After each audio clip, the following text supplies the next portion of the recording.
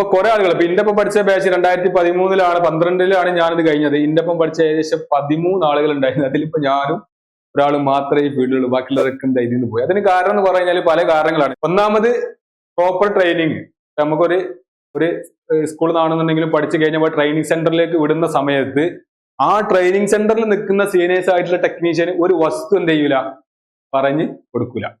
അല്ലെ, ഒരു വസ്തു അവർക്ക് എന്ത് ചെയ്യൂല, പറഞ്ഞു കൊടുക്കില്ല. ആ ഒരു പ്രശ്നം നല്ലോണം ഉണ്ടാവും. അതായത് ഇതെങ്ങനെ ചെയ്തു എന്നുള്ളതോ, അവര് ജസ്റ്റ് ഈ ബസ്സിന് വിടാന്നല്ലാതെ അവർക്ക് അറിയുന്ന കാര്യങ്ങൾ ഷെയർ ചെയ്യാൻ മടിയുള്ള ചെയ്യുന്ന ടെക്നീഷ്യന്മാരുടെ ഇടയിലേക്ക് ടെക്നീഷ്യന്മാരെ പറഞ്ഞയക്കുമ്പോഴുള്ള വിഷയം, അതായത് ജൂനിയേഴ്സ് ആയിട്ടുള്ള ട്രെയിനിങ്ങിന് വേണ്ടി പറഞ്ഞയക്കുന്ന സമയത്തുള്ള ഒരു വിഷയമാണ്. അങ്ങനെ 6 മാസം 10 മാസം വെറുതെ എന്തെങ്കിലും സമയം വേസ്റ്റ് ആയി പോകുന്ന പ്രശ്നം.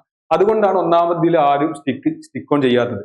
കാരണം നമുക്കൊന്നും അറിയില്ല. ഒന്നും അറിയാതെ നമ്മൾ ഒരു സർവീസ് സെന്റർ പോകുന്ന സമയത്ത് അവരിത് അയക്കാൻ തരും, ബാറ്ററി ബൂസ്റ്റ് ചെയ്യാൻ തരും എന്നല്ലാതെ അതിനപ്പുറത്തേക്ക് ഇത് എങ്ങനെ ചെയ്തു എന്നുള്ള ഒരു നോളജ് ഷെയർ ചെയ്യാൻ പറ്റാത്ത ടെക്നീഷ്യന്മാരുടെ അടുത്തേക്ക് പോകുമ്പോഴാണ് കുറെ ആളുകൾക്ക് ഇതിനോട് ദേഷ്യവും ഇത് പഠിച്ചാൽ ശരിയാവൂല എന്നുള്ള പ്രശ്നം.